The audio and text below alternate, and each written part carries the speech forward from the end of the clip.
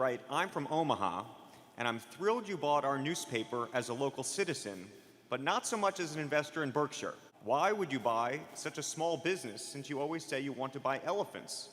Please quantify exactly what rate of return you expect from the newspapers. I would say that we will get a decent rate of return. Whether it's most of them, incidentally, have been bought,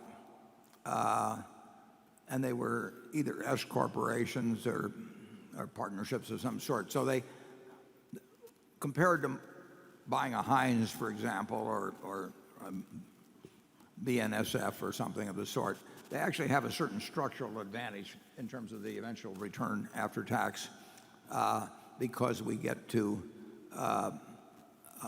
write off the intangibles we're purchasing. That affects the after-tax return compared to the pre-tax return that would come from this. But I would say that our after-tax return,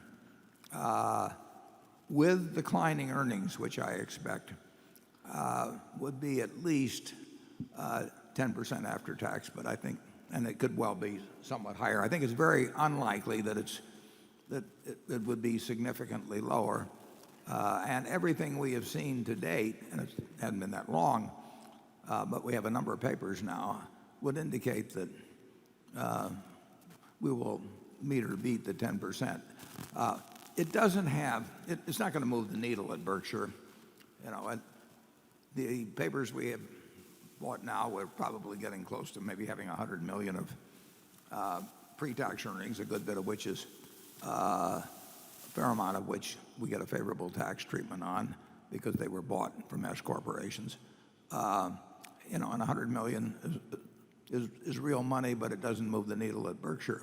But it will end up being I think it'll be a perfectly decent return in relation to capital employed. Now, we wouldn't have done it in any other business. I mean, there's no question. The questioner is right about that. But it doesn't require an extra ounce of effort by me or Charlie or people at headquarters. We will get a decent return, and we like newspapers. And the one thing I'll promise to do with you is I'll be glad to give you figures annually as to how we are doing relative to investment.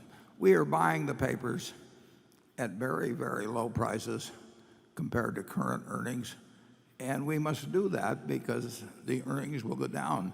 Now, the interesting thing is, of course, is that we see books from investment bankers on all kinds of businesses, and always the projected earnings go up in the book.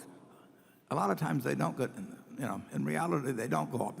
The difference is that we expect them to go down in the newspapers, and whatever the investment salesmen expect, they certainly don't project that any business they sell will have declining earnings. Charlie? Well, I think what you're saying is that it's an exception, and you like doing it. I wish I hadn't asked.